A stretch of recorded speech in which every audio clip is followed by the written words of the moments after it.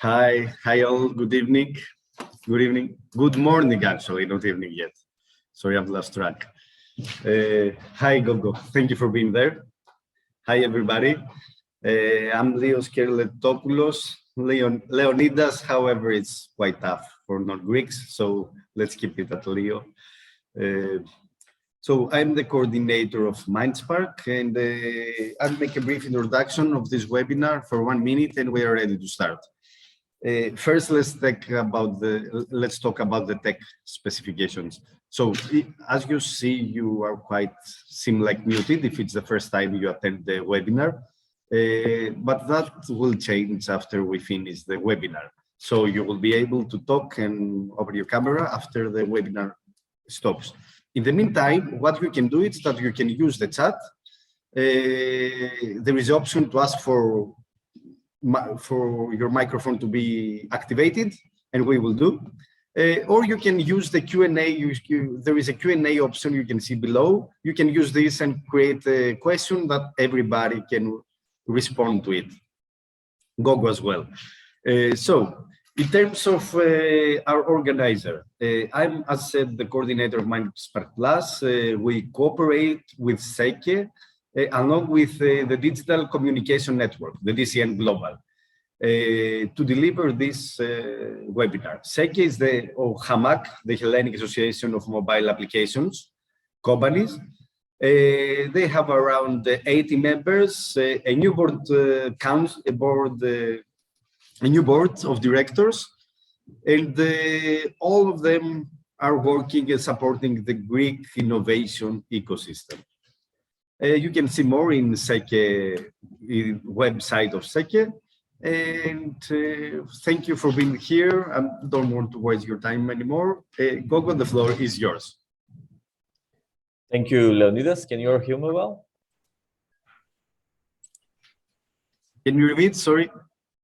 Can you hear me well? Yes, I hear you well. Okay. This is nice. Before, as I asked, I didn't. Okay, thank you. Thank you, Leonidas. Thank you for your warm welcome and the beautiful intro. Let me share my presentation now so we can start. Great. And you will make an intro of yourself because I didn't do it. You are here. You should introduce yourself better than I will do. Yes, I already have this included in my presentation. I'm going in the background and leave the floor to you. Okay. I'll be there. Just let me check this. Okay. Can you all view the screen? Yes, it's great.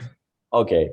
So again, thank you, Leonidas, for your warm welcome. I'm happy to be your guest speaker at today's webinar. Thank you for the SEKE, the Hellenic Association of Mobile Application Companies. Today we're going to talk about intellectual property rights on organizational level, or how you can protect your intellectual property in a most suitable way for your business to gain more business revenues or make new revenue streams. So Kalimera and Kalispera for my Greek friends. Just a little tip: I'm traveling a lot across the country these days, and I'm actually the right next door to the Greek consulate here in Manastiri in Bitola. So I'm very happy to be close to my neighbor friends. My name is Gogo Rafailovsky, and I'm operational director of CU Tech Park, which is a university technology park in Tetovo. And I'm also an IP consultant. I help entrepreneurs and innovative startups to reach out the maximum potential. My background also includes more than 50 years of successful career in managing startup centers, business incubators, accelerators, and of course, tech parks. I've mentored personally over 100 startups, and I have built a portfolio of experienced mentor. I'm very passionate about technology, brands, and I also love sports. My background also includes operational management, startup investment, but also intellectual property and valuations. At CU Tech Park, we also do valuations of intangible assets, but also intellectual property. So what are we going to talk about, let's say this morning or this day? We're going to talk about more intellectual property or IP and why it is important for entrepreneurs and small businesses. And actually, we're going to talk about how you can disrupt any industry with it, how you can tap into new markets, and what's the benefits of it. So in general, we're going to talk about trademarks. We're going to talk a lot about patents. We're going to talk a lot about industrial design, but also we can talk about copyright, geographical marks, trade secrets, technology transfer issues, origin labels, or e-commerce or e-trade. On the other side, I want to talk about some specific issues like protection benefits. What's the benefits of your organization or your business if protected your assets with IP rights? We're going to talk about the business processes themselves. We're going to talk about also international protection or internationalization, how you can reach out to another market or another country, and what you should do in order to protect your IP abroad. And we're also going to talk about financing and valuations. So you can always find more info at these relevant sites. I think these are relevant for our markets. The first one is WIPO International, which is World Intellectual Property Organization. The second is European level EUIPO, European Patent Office.org, and espasnet.com. Hopefully this presentation will be recorded, or I can send you this short presentation of mine, so you can always have the links to check them for yourselves. So let's start with the basic issues. The basic questions that every business organization should ask themselves is the why and how. So basically, why should I protect my IP? There is a simple, not one stand solution for this, but the why is because it's bring you benefit to your business. The simple answer is it can bring you new revenue streams. It can protect you from your competitors. It can have you. It can help you on the marketing level of yours. So it can bring additional value to your customers and to your clients, and find a way to monetize this. And how the basic question is how I can protect my IP rights in most suitable way. So this is not a single answer again. So you can have several layers of protection. Usually for startups or for small businesses, it's a patent. Everybody say, okay, should I patent? Can I patent this?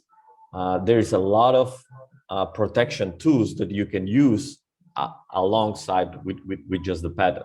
We will talk this through, and you feel free to ask questions and some specific, let's say, issues that you might have.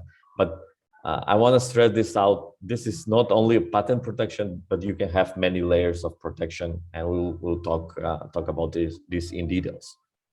So let's start with IP basics or intellectual property basics. So what is IP actually? Intellectual property refers to the creations of the human mind, such as inventions, literature, artistic works, designs, symbols, names, brand, images used in everyday commerce or in everyday business.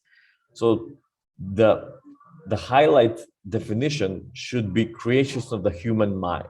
This is very specific because the human mind is pretty much very, very open to innovations, very open to creativity, and everything that you can imagine and that can be put on a piece of paper or can be put on some material ground, it can be protected by IP. So this definition for me is very essential because it refers to the creations of the human mind, and the human mind has no potential limit towards let's say creativity and innovations. So in the former world, the intellectual property system is divided by two subcategories. The first subcategory is industrial property, and the second subcategory is copyrights and related rights. when we're talking about industrial property, it more defines the way of doing business and the ways of doing trade and commerce, and the copyright and related rights are more, let's say, individual rights, more like personal rights to the authors and their benefits that IP gives them. But in the real world, these are intangible. So basically, you cannot have clear definition of, okay, this is divided into industrial property and this is copyright. In the real world, it's all some kind of mixed up. And we'll see why is this. So let's take the first example. The first example is of a mobile phone. We all have mobile phones. We carry them in our pockets every day. We use them every day in our everyday lives.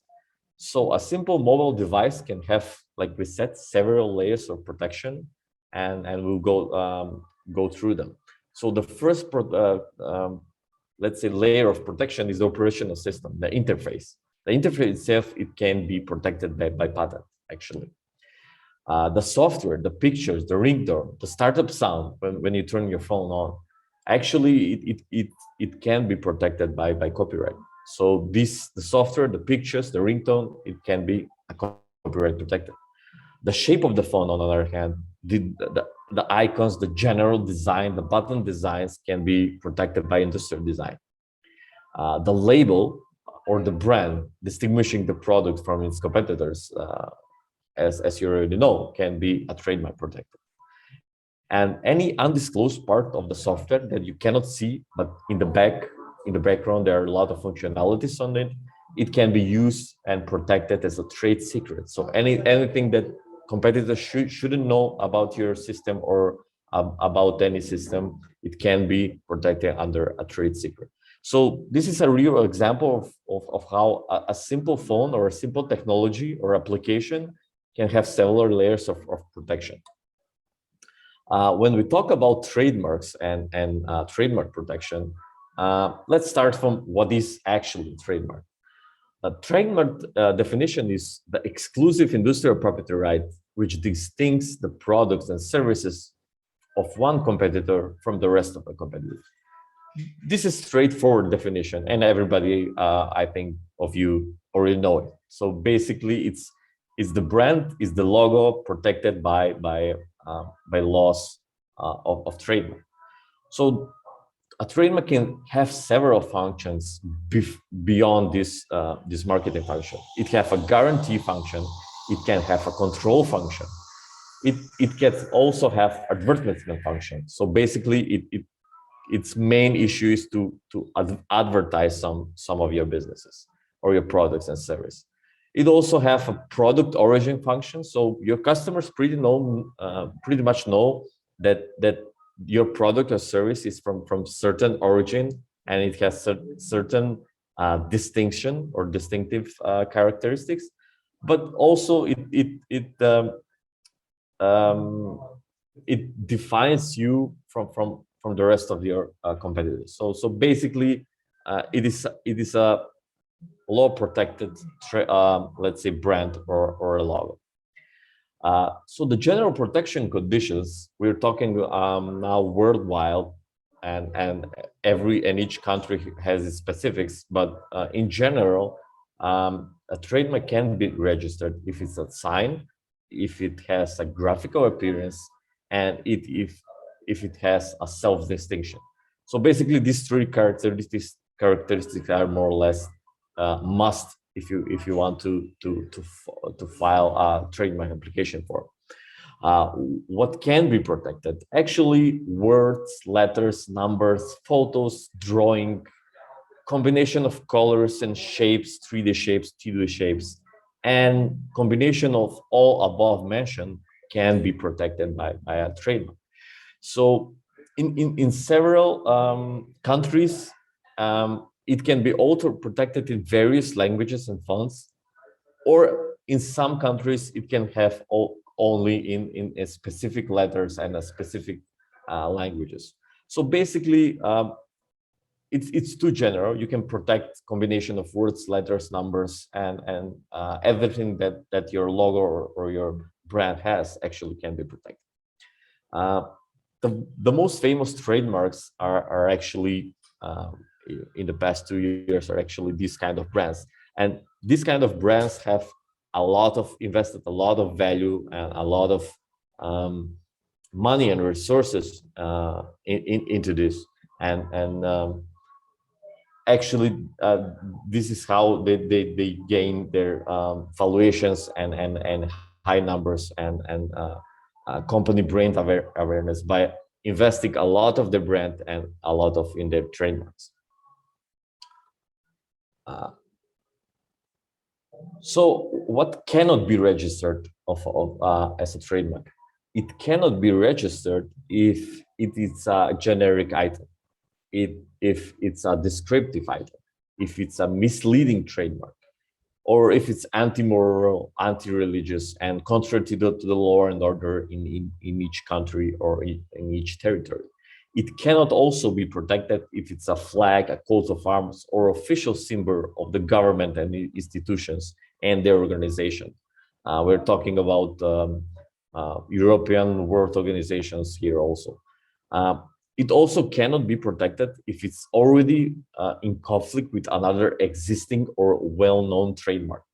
So if it's a worldwide trademark or worldwide brand, it may be not protected in Greece, for example, but it's in conflict with this kind of mark, so it cannot be protected sometimes. A generic item is actually something that is generic. So basically, you cannot protect Apple as a product if it's if the trademark is simply Apple. But you cannot protect Apple as a trademark if you're producing IT equipment like that Apple Incorporated company does. It cannot also be descriptive, so you cannot sell Windows if your trademark is called window, let's say. So it's this descriptive, but it's also misleading. So a simple, let's say, example of misleading trademark would be selling steel products, but the products are actually wooden, or vice versa. And you also have several trademark types that you can use. You can use product marks, service marks, which pretty much are actually the same. Except the service mark is especially designed for the services and product mark is for the products. But you can also have collective mark or certification mark or a well-known trademark. So a collective mark is, let's say, Walmart. So a Walmart trademark gives its trademark to any product that is 100% wool. So basically, alongside your personal trademark, you can also use wool mark if your products are 100% wool.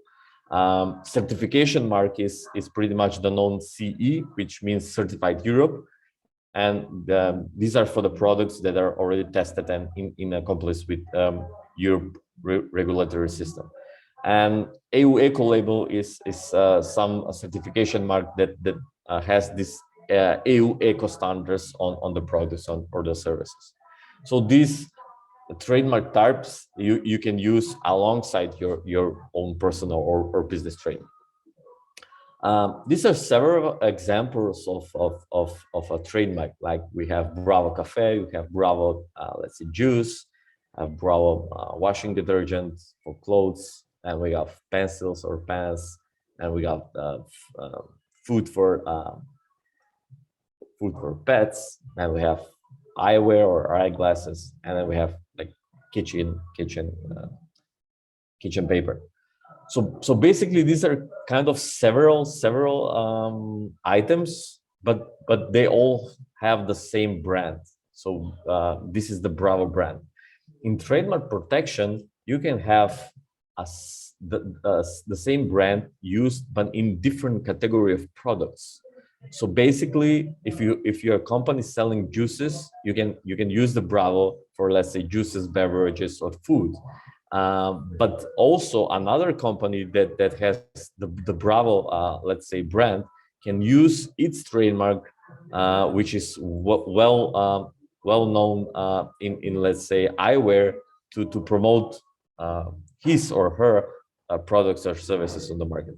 So you can have the same brand, but not in the same category. And if someone has already registered, let's say a Bravo Juices in Greece, you cannot produce juices. You can produce pretty much the rest of the non-trademarked sectors, but you cannot produce juices because you will be second on the market and someone has already registered this kind of trademark. So this is a quick question. Maybe you want to answer it, but I'll answer it nevertheless in the comments.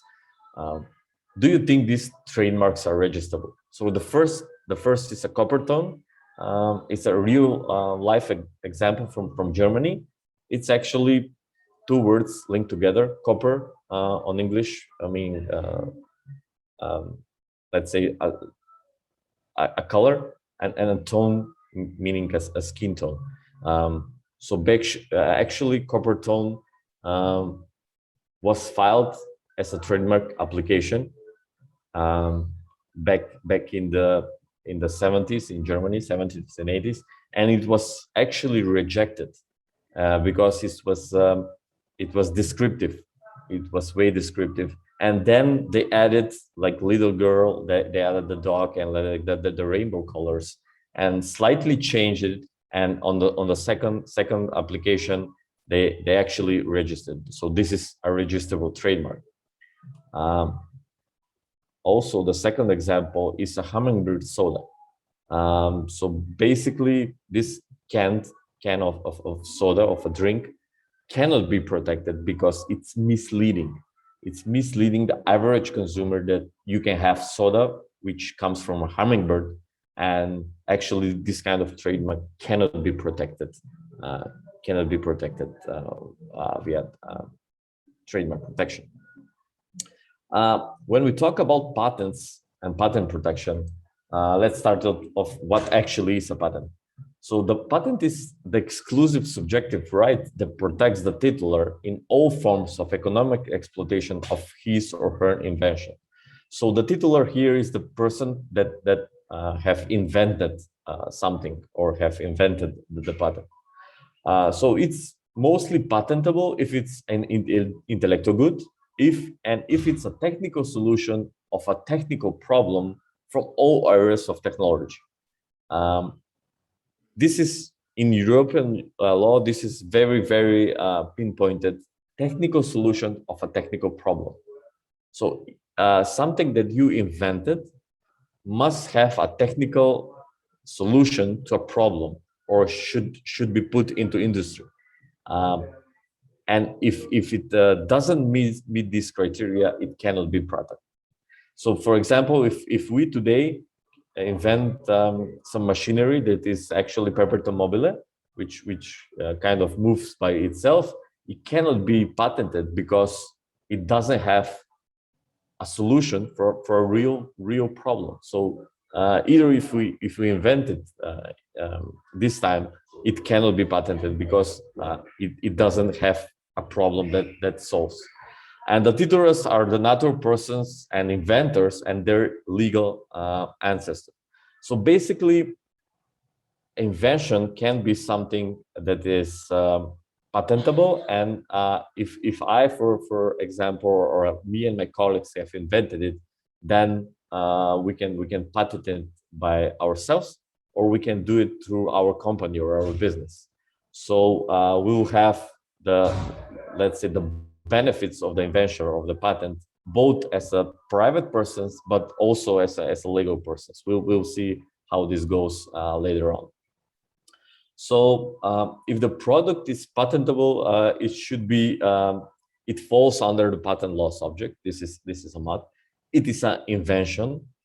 It is new. It is something that is novel, and it has innovative development advantage and is appropriate for industrial usage.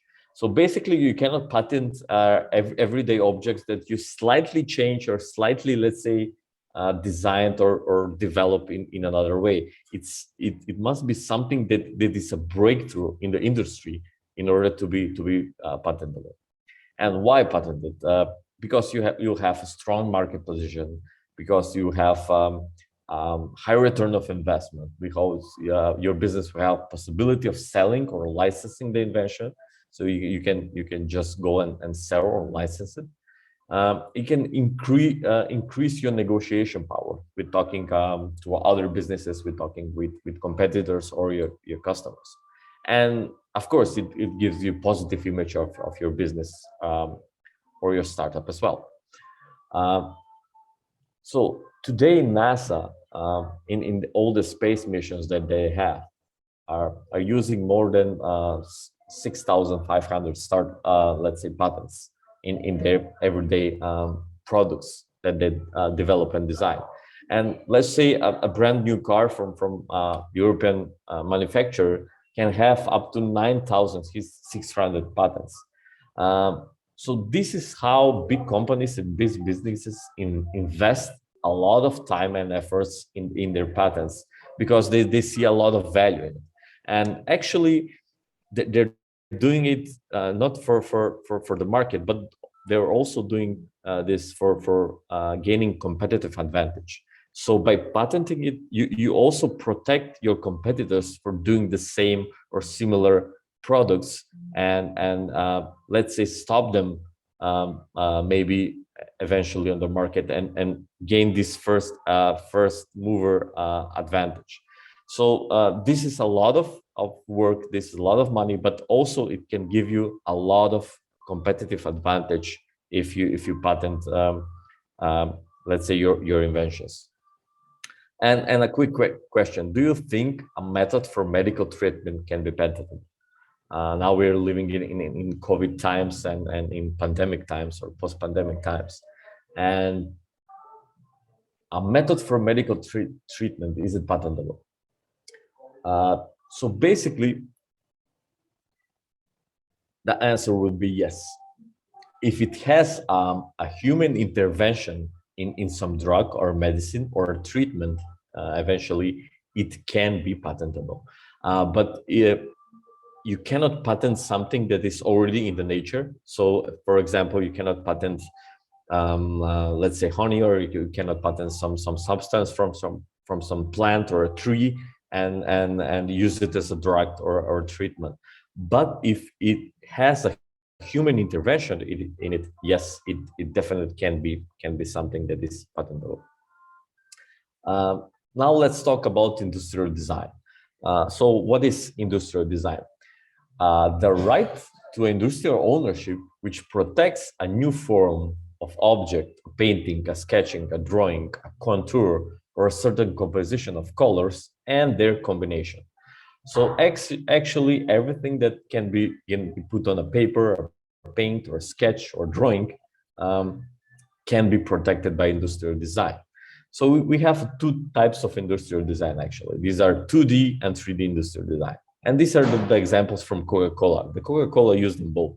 The 2D industrial design, it's actually kind of monster of or a new form of graphics. So they put this on the Coca-Cola cups that they use pretty much in McDonald's restaurants. But they also use the 3D industrial design, which is also the Coca-Cola bottle, the famous Coca-Cola bottle, which is a new model or a new form or an object. So you can have a company like yourself using the two types of industrial design and protecting them by industrial design. Another example for 2D industrial design industrial design is also a Toblerone chocolates, which their shape is actually quite distinctive. So the industrial design reflects only the aesthetic aspects or the outside appearance of the product. It doesn't involve in their functionality. This is something that usually puzzles the businesses or the inventors. So if you let's say protect a new pair of scissors for cutting paper, or if you invent some new form of a bike or a lamp, actually it doesn't go with does this bike run, does this scissors actually cut, or does this light actually lights or illuminates. It just protects the outside of the aesthetic aspects of the product. So for industrial design, it will be protected if it's a new form, if it's a original form, and it has well-recognized individual character. So basically, it should be something that has never been seen before. Another quick question: should original design be legally protected against copies? This is another example, actually, of a Lego company that that has court disputes with another German company, and the Lego actually had protected their unique block design for the Lego blocks for kids, and it's protected for industrial design. And the court recently in Germany said that, okay, this is a legally protected industrial design and cannot be copied by its competitors. So it issued a fine of the competitor that actually copied this design, and formally have granted the Lego let's say the right to use this unique design for only their blocks, Lego blocks. So this is another example of how a simple solution can be protected and it can give you competitive advantage on the market. Let's talk about trade secrets. What actually is a trade secret? A trade secret is any kind of confidential information for your business. What can actually be a trade secret? There is a long list. So any process, any technique, any know-how can be protected as a trade secret. Sorry. Compilation of data, or for example, a client's database, can also be protected as a trade secret.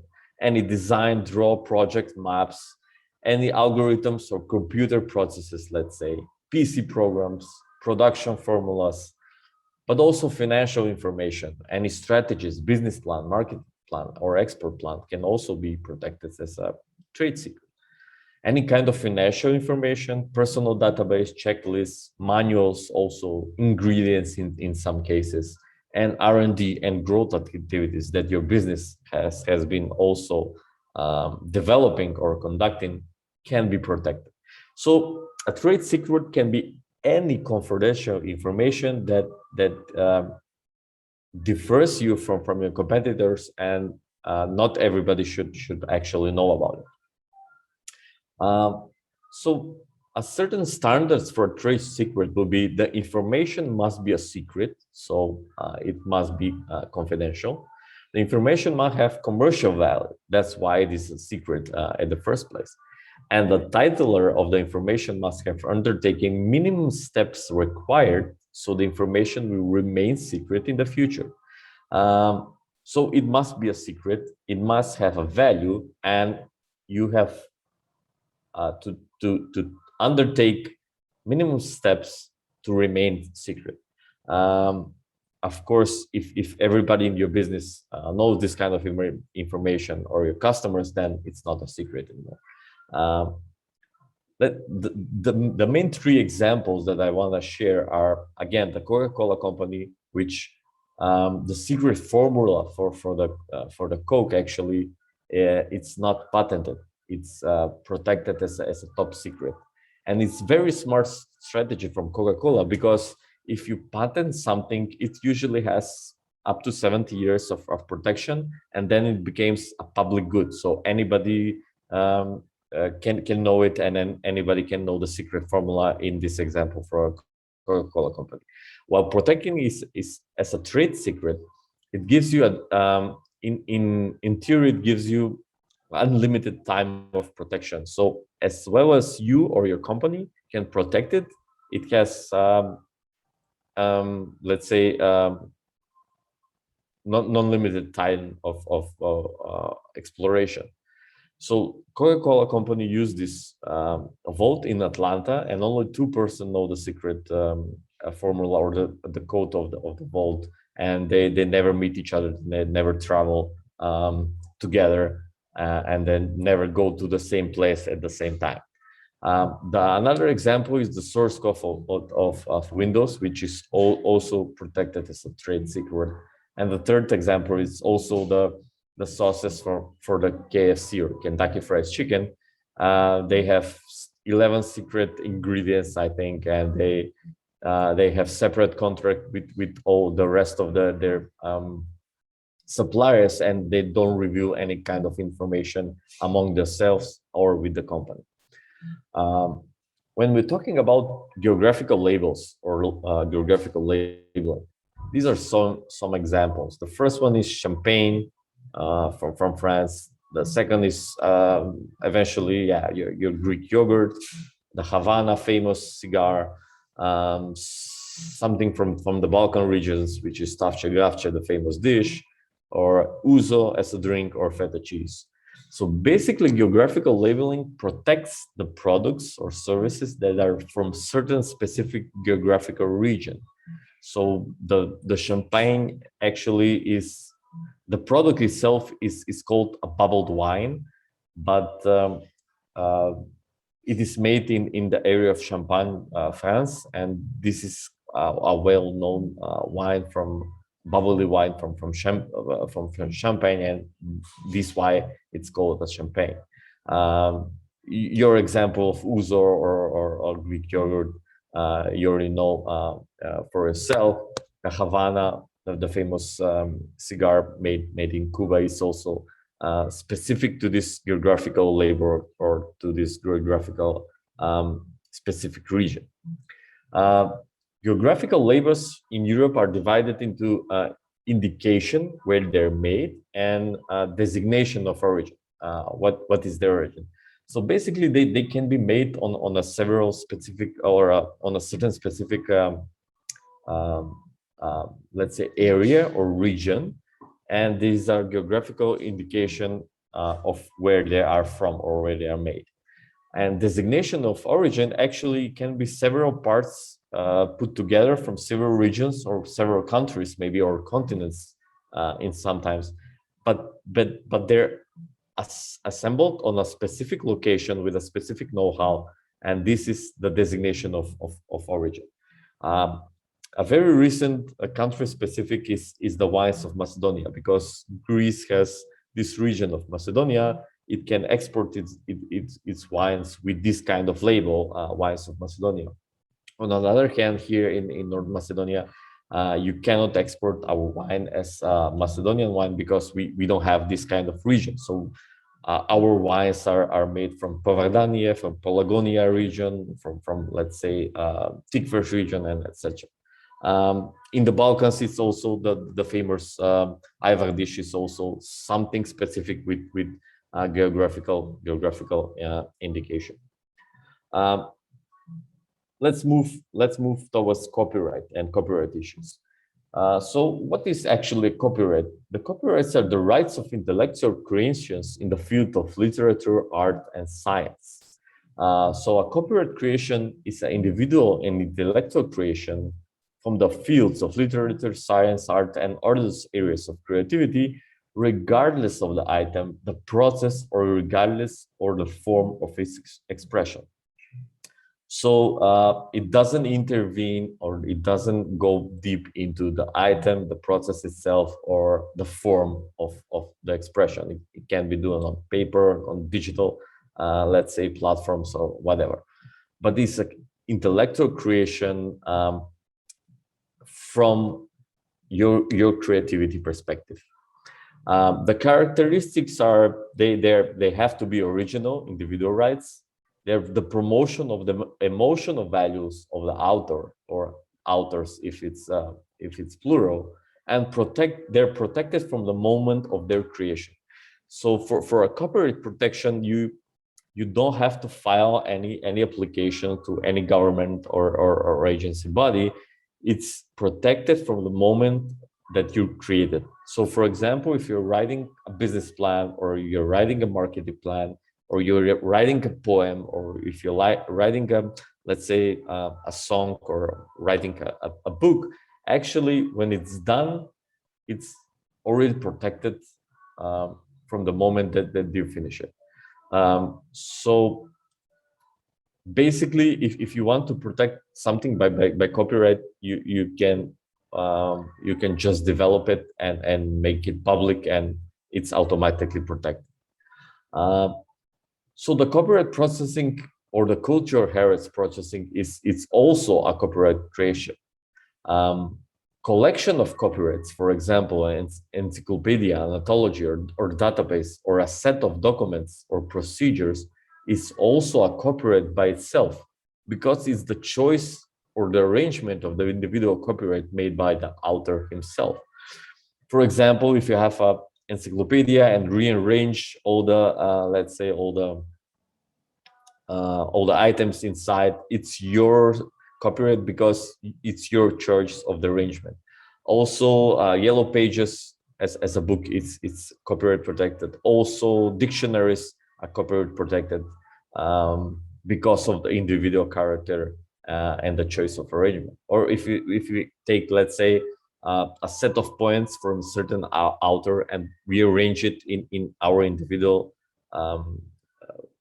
point of view, then it's our copyright protection, although we are not the author of the text or the songs. So integral copyright parts as a title, if it represents a copyright by itself, for example, a music title or architectural blueprint, it also can be protected as a copyright part by itself. Let's now see what cannot be protected as copyright. You cannot protect idea. You cannot also protect a concept. You cannot protect something, some phenomena in the nature or natural occurring.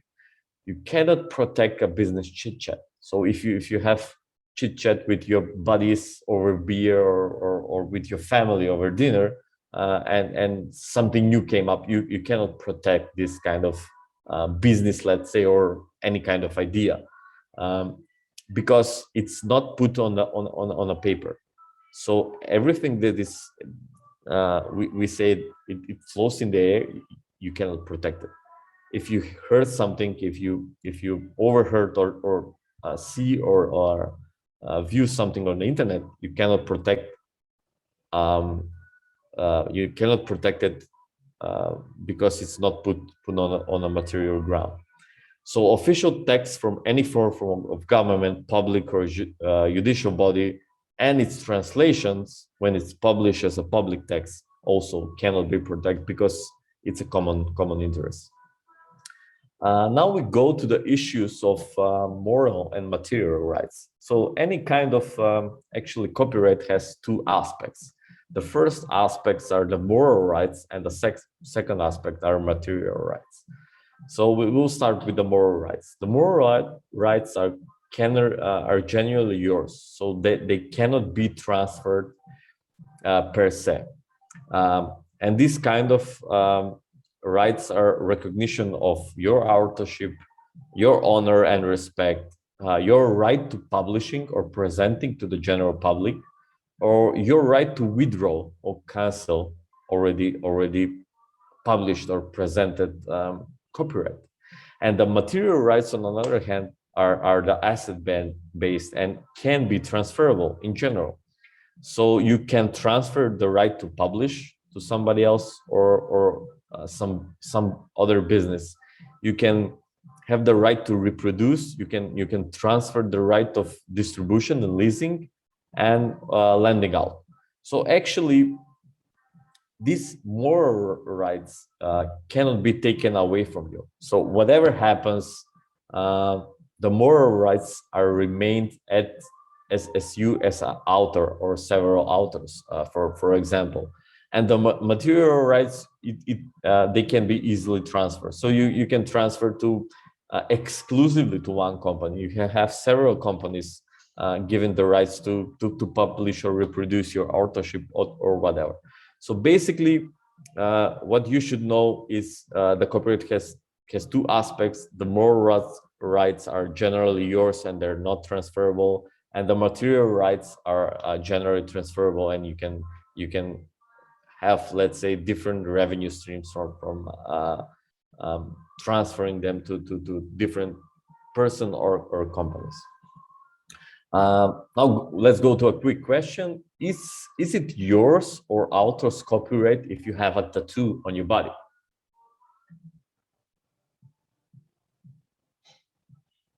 So in general, you have two possible answers. One is, okay, you have your own design. You go to a tattoo artist and say, okay, this is a flower. I want to be printed on my body. And it is my design. So although if you pay the tattoo artist for let's say putting the tattoo on your body, if it's your design, then it's your copyright, actually. But if you, let's say, hypothetically go to a tattoo artist and then you say, okay, draw me a flower by your choice, and he actually gives you example of his design, and then you pay it actually his or her copyright, although it's your body and you already made a transaction of payment. So generally, in this scenario, if it's your design, you own the copyright to it. But if it's the tattoo artist design, then he or she has a copyright ownership over the tattoo. When we talk about technology transfer, or how you can transfer the technology from your business, the most common examples are actually licensing, know-how agreements, franchising, then export-import agreements, and sale of capital goods.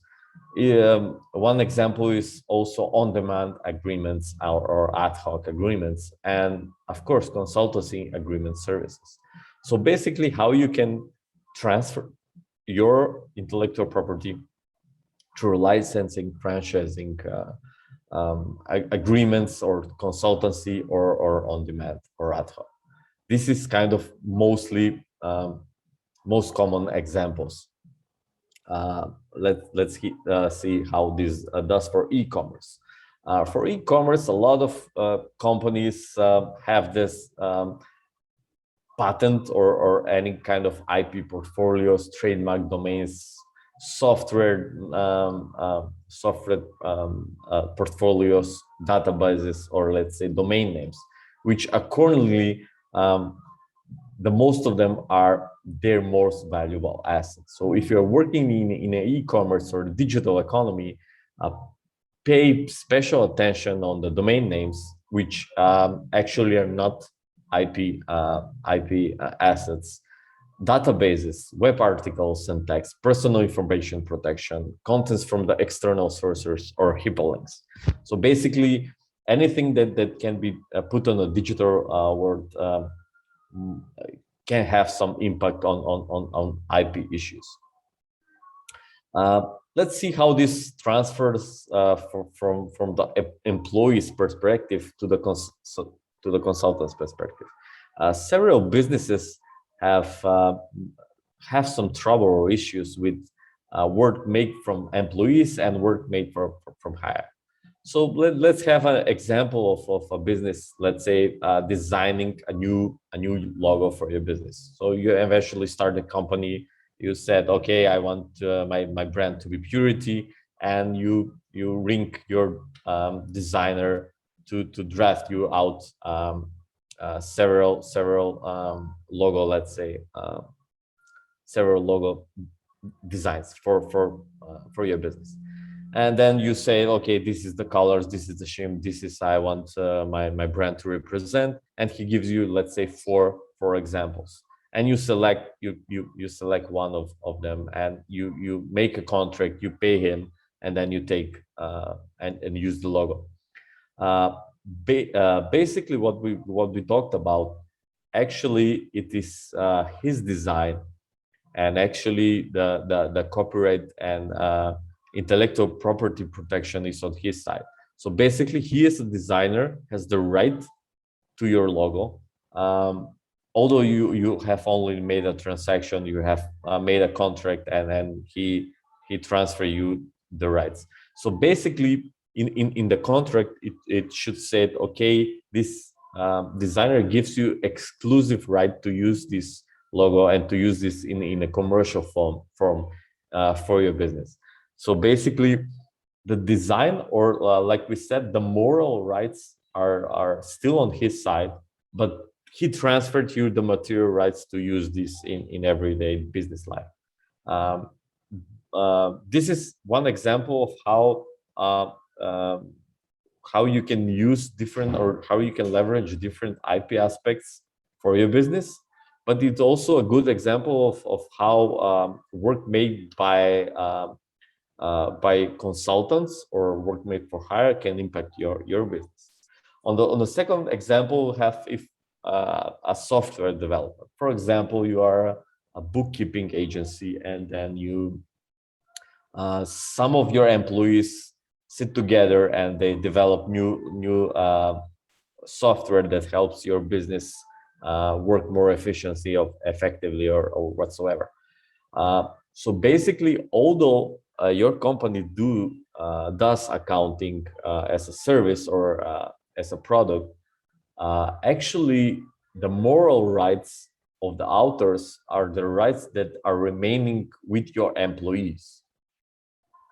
They can transfer their material rights to the company and say, okay, this is what developed, this is our creation or invention, but you can go out and sell this, and let's say give us percent or fee or equity or whatsoever, but you can commercialize it as a business. So basically your business have the material rights of ownership, and it has the right to sell it, to have transfer of money from it, to franchise it, let's say license it or whatsoever. But the moral rights still remain of the author or several authors as well. When you talk about more work made by employees and made for hire, these are some golden rules that you can have to avoid conflicts with the employees or independent contractors. So my advice is always ask for legal advice or attorney. Always conduct a written agreements. Have a contract signed before you start working.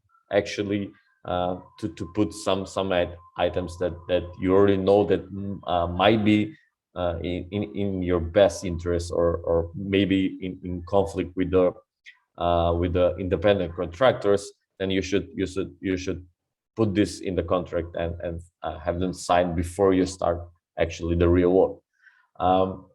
Please insert confidentiality clauses. Also, please have internal procedures, regulations, or manuals ready, because we also at Tech Park, although a small company or a small business, we also have internal policies or regulations that are regulating how we operate with independent contractors and let's say outside experts. Because you cannot put anything into agreements, but these kind of policies or internal procedures can help you regulate what your business should or shouldn't have done by independent contractors or your employees. And always be careful when you do and with whom you do your R&D, because the R&D results doesn't have just immediate impact, but they can have long-term impacts. So if you're doing some business or R&D with some people or organizations, they're not so, then doesn't have pure intentions, it can have a long-term impact for your business or your organization as well.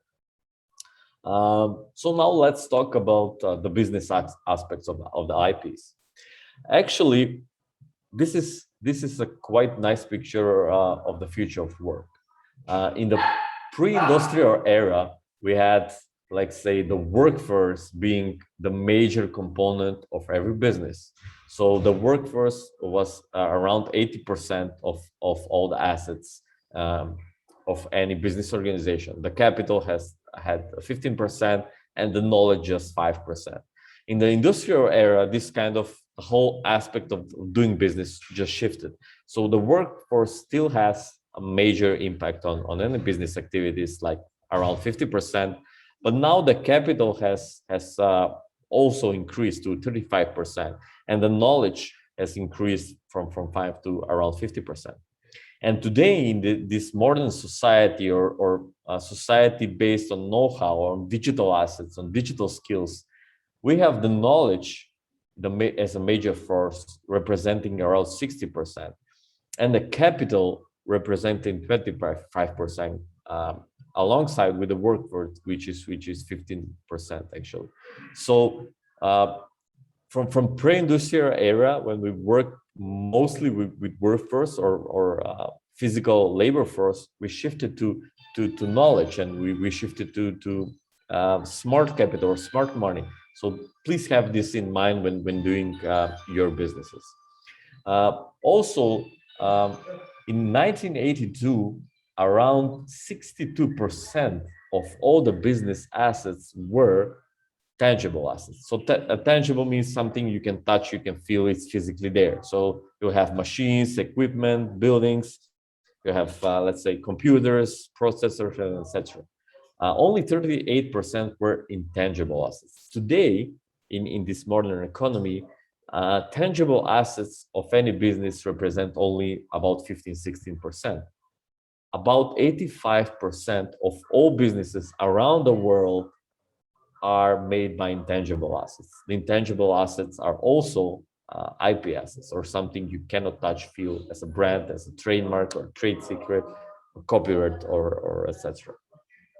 So when we're talking about the innovation process, you start with basically idea or a concept, and you go through the beginning and the startup and the expansion phase. So on the left side, you have, let's say, money needed, but on the right side, or the lower axis, you have the IP that is needed to put your business into perspective. So when you're just in the idea or concept phase, you need business plan, model, or prototype, maybe testing, will it work? But as you scale up, as you're moving toward the beginning and startup phase, you need more legal status, you need management team, income, operation, networking, and startup financing. When you move to the startup phase, you actually in need of sales, of income growth, access to market functionalities, but also some kind of administration also. And when you're in expansion phase, actually when you're scaling up or expanding, going internationally, you need international support, you need new initiatives, new horizons, or maybe opening new opportunities, and you need fast income and access to market. And you also need dynamic need for IP, not just protecting, but also managing and putting into this engine of business that brings new revenues and new steady income for your business.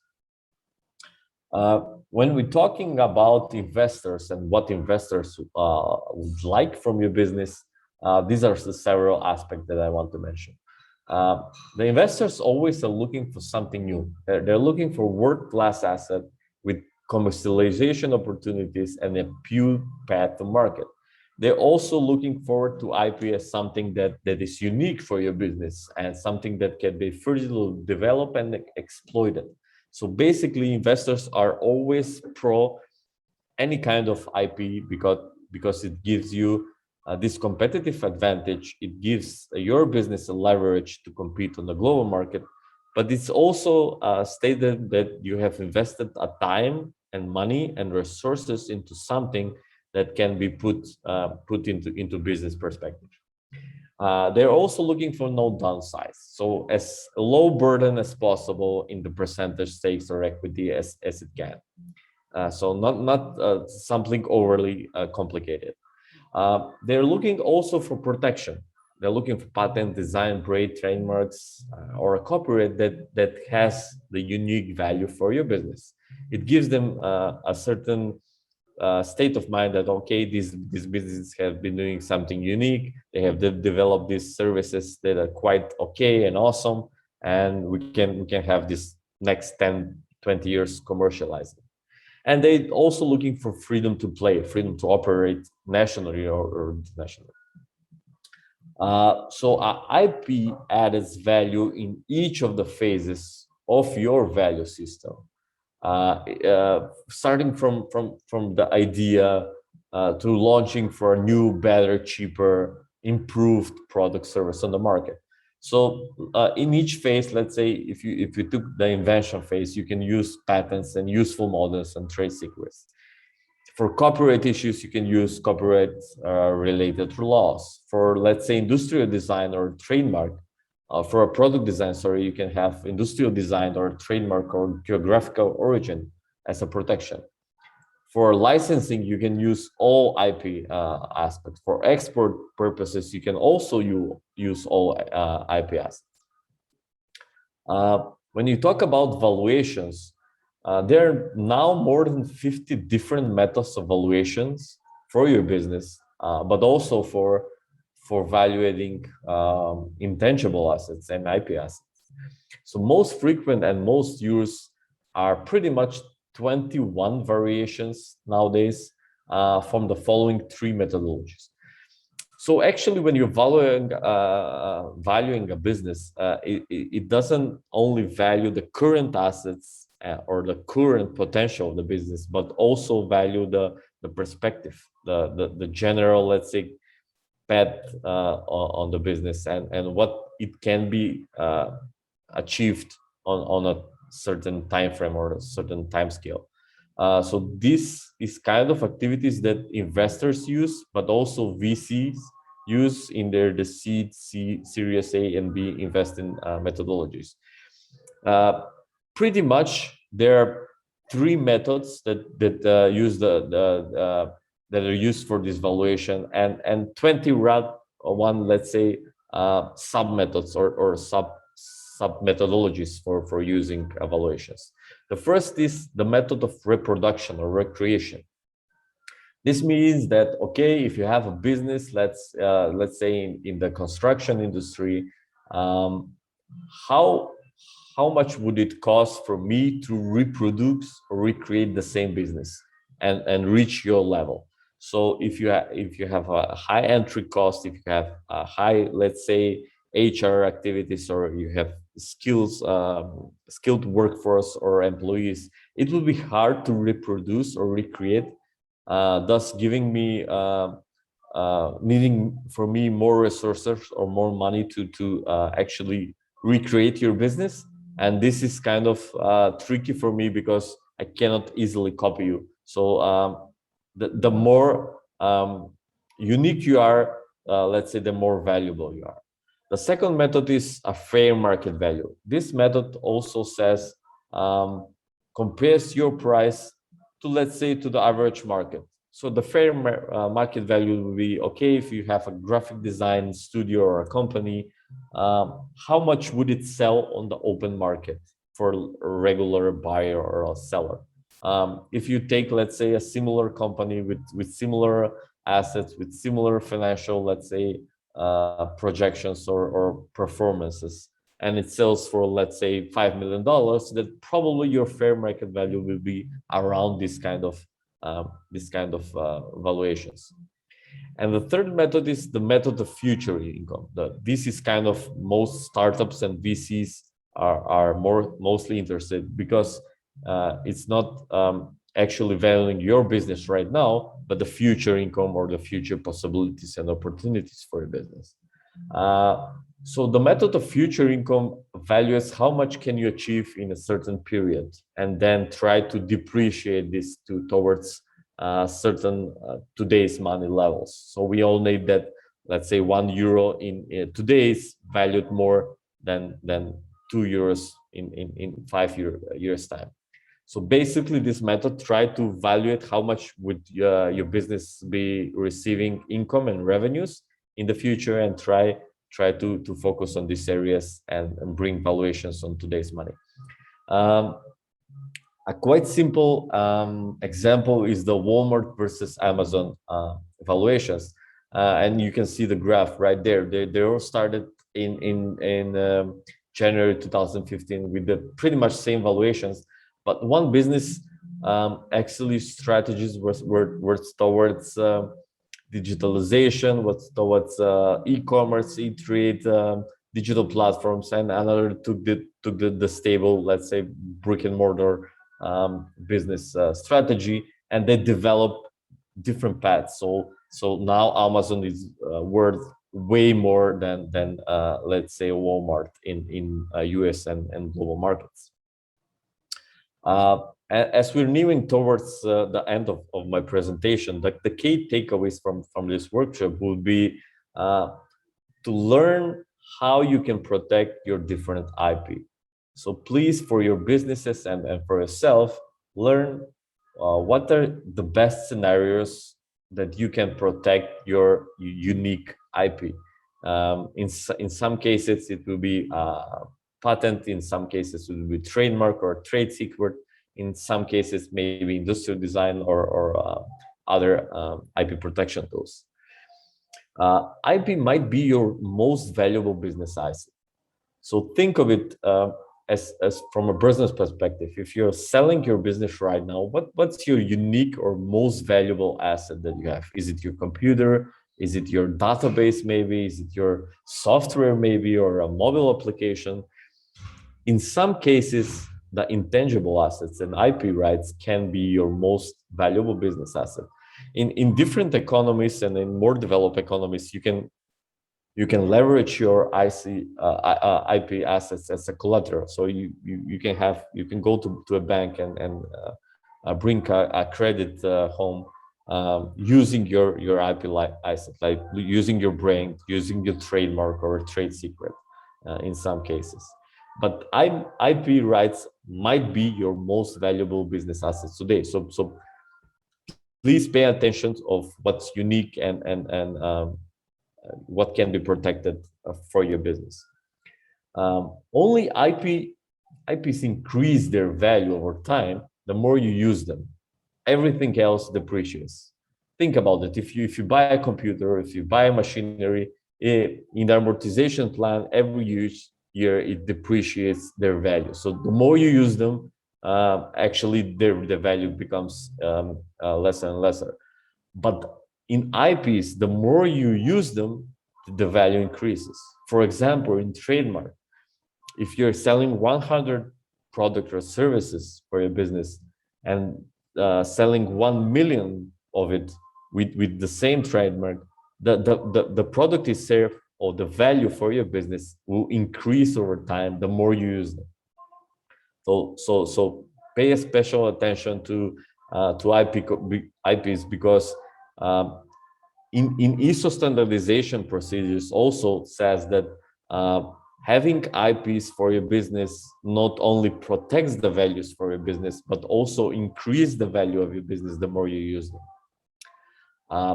IPs are highly transferable, so you can sell them, you can license them, you can generate royalties from there or give them for free. So actually you can do whatever you like with your IPs because they're highly transferable.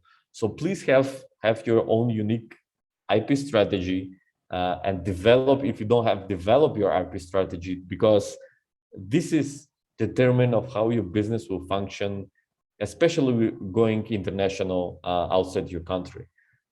So if business aspects are 80, intangibles assets are more than 95% of your business assets, it's highly desirable to have your IP strategy ready, because you have a marketing strategy, you have CEO strategy, maybe you have a communication strategy, but please don't over neglect the IP strategy, because it can bring you more income and more revenues to your business. Like we said, today almost 80% of all startups and small medium enterprises worldwide is generated through the IP. So basically, everything that we do in this digital world nowadays comes from intangibles assets and their IPs. Investors love IP because it's unique and it generates extra income. So for investors, it's kind of a safety net for them. If you said, okay, this is unique, we have patented this, we have protected for trademark, we also filed international patent protection. So we know our work and why our business will thrive, and investors will love it, believe me. Protecting IP isn't expensive as you think if you made the right small steps on time. This is actually the most common mistake startup and small medium enterprises make. They think that IP is not their domain, and IP is something that they're isn't just at the right time for them. So they say, okay, let's just develop our product or service, market it, sell it, and deal with IP later on. This is the most common mistake. If you're making the right small steps at a time and you're just thinking about on the strategy level, you're pretty much 50% of your work done internally by yourself. Knowing your path in perspective makes you think on the small step that you need to take at first place in order to have some ground levels for a general IP protection. The second most common mistake is usually small businesses wait some lawyers in 10 years perspective to come and to magically solve all their IP issues instead of them. So basically, this is too much important for a certain lawyer, a local lawyer, let's say, or something, some guy that you know should put together overnight and say, okay, this is kind of protection that you'll be needed. Don't wait for someone to magically solve all your IP issues instead of you. Be proactive, be yourself, and see where you're going and what you want to achieve, and take these small steps on time in order to save your IP assets protection. Because the first step of protection is actually recognition. You must see for yourself what's unique for your business, and you must say, okay, this is something that should be protected. And then after the protection, you have this process of managing IP assets. So basically, the first step is, okay, what is for me the most unique thing? You have to identify your IP assets and then try to protect, and then try to eventually manage. And of course, the final advice will be to grasp your uniqueness and find a unique way to monetize it by yourself. So this is actually my presentation for today. You can find me on social media. You can write to me on my email. My info at gogopic.rafaelowski. And thank you for your time and efforts, and Efkaristo. I'll be happy to answer some questions if you might have on the related subjects. Thank you again, and Leonidas. Thank you. Thank you very much, Gogo. It's very interesting. I have some things that I noticed that we talked about the designers keeping all the rights about the designs, right?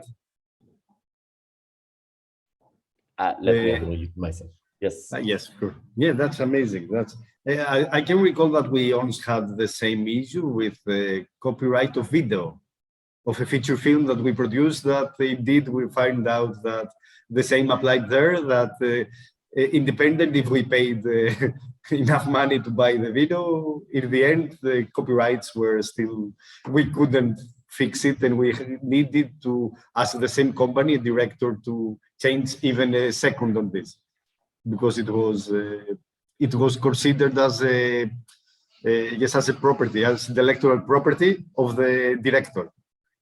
And we couldn't even break it. If we wanted to break it in short parts, we had to apply to them to do it. And it was amazing, an experience that I heard it and I just recalled this memory. And as you finish, you also said about that IP is a great income source. And I recalled from the branding courses used to have that Ferrari amazed me, that Ferrari actually makes money from property and not from cars, even by selling T-shirts and coffee cups and whatever, jackets and all of this, selling the copyrights. Yes, actually, if you watch Formula. If you watch Formula One racing cars, then you know that cigarettes are banned from advertisement. So clever companies, what clever companies do are actually they brand different kind of set of products and services, and they're saying, okay, we're not just advertising cigarettes or smoking, we're also advertising other products and services. When you're talking about corporate or video services, we also said pay special attentions to contract, because you cannot cut something, or you cut a piece of let's say a video or an app and try to promote or advertise it as it is, because it will let's say undertake the moral rights of the authors. And we also talk about exclusivity. In some cases, you give the exclusive rights to a company to sell or reproduce something, and actually ban all others from doing it. This is quite actually, if you use social media, quite common. You cannot take a phone and let's say make a video from a concert and put it on, let's say, on the Facebook, because you're not just let's say making out the copyright issues, but you're also banning some other company to benefit from selling tickets or live stream it through the social media. So this is kind of unique, and in general, everything that is made on the internet, on a digital platform, it's quite unique, because you don't have standard state to state or country to country regulation. So it's all, let's say, a global village, and you must be special, have special attention on these issues.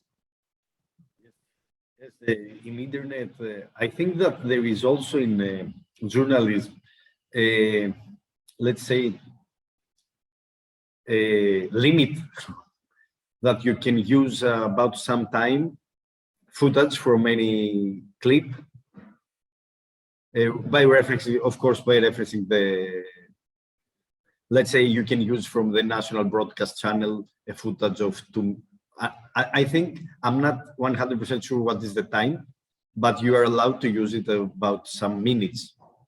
It's 1 minute, it's 2 minutes. And this is, I think it was legal up to some point by referencing. However, yes, good is to be sure what you do, because it's copyrighted and it's difficult. So at that point, we have also a question. If anybody wants to, how Christos said, Christos, do you wish to make this question? I can activate your mic. At that point, anybody that wishes to activate her mic, it's possible. So Christos, let me find your profile here.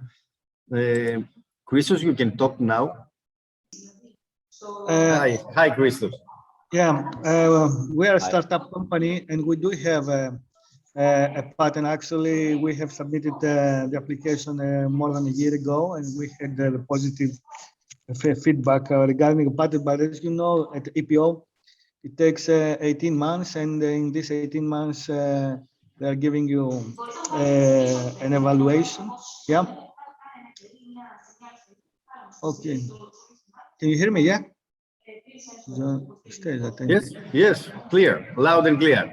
Okay, just the point is, how do we evaluate our patent, meaning monetary? So because you know, this is, as you mentioned before, it's an asset for to be able to use it. But how do we know what is the cost, or not the cost, its own value?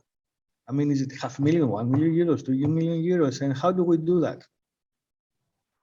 Yes, Christos, thank you for your question. It's a very, very nice question, and it's very specific question, because I don't have the right answer regarding the money. When I say regarding the money, I don't say have right answer giving you the exact money valuation on your patent. But the good news is it can be done, and it's being done all over the world. by different organizations. For example, you can start with what kind of industry are you tapping in? What kind of industry do you work? How much is your total market? How much is your total addressable market? And let's say how many clients can you sell this patent or license it or whatever.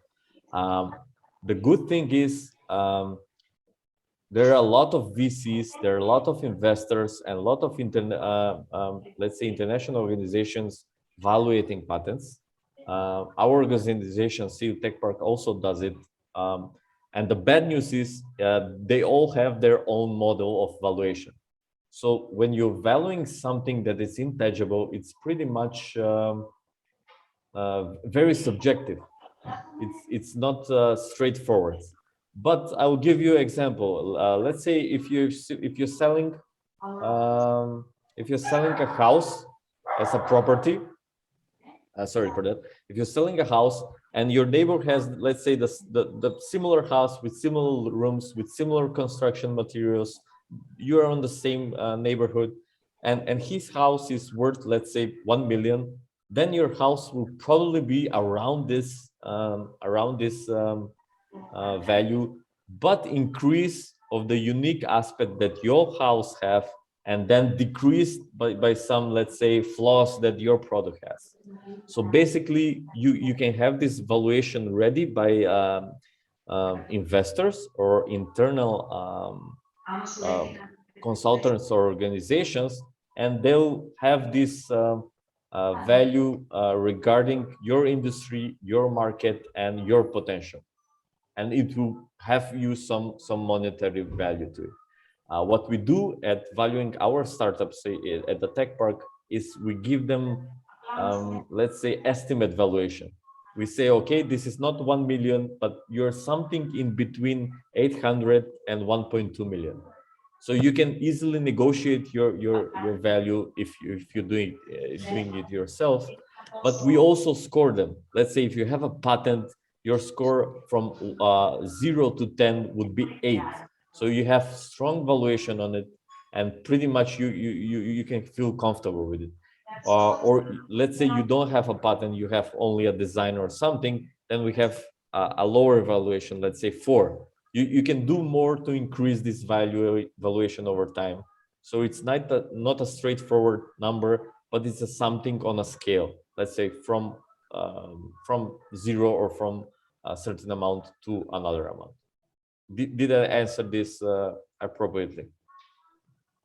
Up to a point, yes. Although I would rather say that if we will, because we're in the process of being able to find disease. Now the thing is that we need to be able to evaluate. We have the existing evaluation of the company itself, but then again, it's an asset to have the patent itself. So it's different for a VC to say 2 million, so to say 3 or 3.5 million. Yes, it's the valuation of your company. So it's also, you know, the diligence that you are doing with them and so on, the due diligence. So that's why for us it's very important to know the exact, or at least 80–90% of the value of the patent itself, because we are a software as a service company, and you know, software as a service company. You are patenting neither the hardware, neither the software, either software. So you are patenting the integrated part, as we call it. And then again, I don't know if it is the same because we have it patented in Europe, but it's not in the United States because the costs are quite different and much more expensive, and also it's more lengthy, I have to say. The time, at least as far as we know, and we have seen from EPO, yeah, it took at least 1 year to be able to get a feedback from them. And it took us also before a year, at least 4 to 6 months to prepare the proposal to submit to EPO. It's a very lengthy process, I have to say. I guess it is really worth it, but we need also to be very sure what is the value that we are getting. And that's why I'm asking if there are any tools that they can really say, and we can negotiate. You know, it's different when you negotiate with VCs if you know very well what's going on with the patent. Yeah. Yes, Christos, actually, you're quite right on several topics. First, is very hard to to convince investors about the valuation. But investors are businessmen again, so they want to buy cheap and to sell expensive, if you know what I mean. But Yeah. if you're let's say if you're okay or in the same path on the methodologies or the let's say or the value itself as a methodology, then it should be easier for them and for you to put a real money value on it. If they're saying, let's say 2 million and you're saying 7 million, then you're off of the charts. But if you're in similar values, then it can be easier for you to, let's say, settle down these kind of differences. But please also be aware that if you have a patent in a certain category, it will have more value if it's in the right industry to a right owner. Let's say if you're developing patent for a construction company and you give it to Caterpillar as a construction company would value it more than, let's say, local Greek company that does also in a construction business. So it depends on of who you're talking about. If you develop some unique, let's say, software as a service and you give it to let's say to Mastercard, it will be highly valued than to give it to some, let's say, local or Balkan company. And the second thing I want to point and to stress out, if you already have a patent and the patent is protected over time, the more you use it, actually, it will have more value. So don't be afraid to start with 2-3 million for your patent, but when you use it, let's say in 10 years time, probably it will increase over value over time. So the more you use it, it will have more value to your businesses and to your investors. Okay. Just a last question. Does it have to be with whom you are comparing your own patent? Because in our own case, for example, we are compared with Google. So the point here is it because we are direct competitors, let's put it like this. So is it raising the value of the patent itself if you are compared with a great, let's say, player in the market? Yes, in general and in theory, yes. The more global, let's say, partner you're dealing with, the more leverage that it brings to your business. So basically, yes. Let's say if you patenting a new beer and you give it to Heineken, probably it will have more value to them than, let's say, to a local brewer. So in theory, it would be so. Yeah. Okay, thank you very much. Thank you. We have another question that an anonymous attendee, so I cannot ask you to join, asks about your opinion for blockchain. Yes, it's a very, very hot topic and it's very up to date. So I have little understanding of the blockchain technology, but I will try to answer as much as I can on the technology side. So basically, I see a blockchain as a technology enabler that definitely will disrupt some industries. But for me, it is a tool, and the tool, it depends on what kind of business perspective will you be using it for. So let's say the blockchain as a technology, if you're putting into cryptocurrencies and into alternative of money, it will definitely shift the industry over a long-term period. But as a tool, if you use it in let's say illegal or semi-legal activities, it can also have potential to destroy several assets or several industries as well. So I would say that blockchain technology is something or similar like a knife. If you give it in the hands of a murderer, then probably it will do bad things to most of the people. But if you give it as a technology to a good chef, a good culinary chef, that it will make you wonders. As a technology, I think it's a breakthrough, and we can see a lot of industries shift towards blockchain technology, like personal data, the data transfer, money transfer, cryptocurrencies as a good thing, but also it can be a bad thing for some cases and sometimes. So for now, I'm neutral towards it, but I see a lot of potential for development in the future. So that's all. Is anyone else that wants to share his view, her view, or ask any question, join the panel to further this discussion? If not, we slowly will go to an end if you don't have anything. I will give you some seconds more to say. Yes, I can always say that if you need something more specific, or you cannot share some topics or some issues that for your business or for you personally, you can write to Leonidas or you can write to me, and we will have maybe one-on-one session, or maybe discuss some unique points for your businesses as well. So you can always find me on social media afterwards. Yep. And as I said, for Monday, this video will be available, probably will be sent to Seki. The Seki will upload it from Monday. And you asked the presentation, we will send the slides as well, with compliments of Gogo, our instructor, Gogo. Thank you for that, for sharing this knowledge with all the participants. So at that point, I think I will ask you, Gogo, to make some concluding remarks or a closure to this amazing yes, webinar. I would like to thank you, you personally, Leonidas, for this invitation for a webinar. I had quite a nice time. I hope that your participants enjoyed it also. Hope that we answered some of the raising questions that your audience might have. Thank you for Seke and for you personally.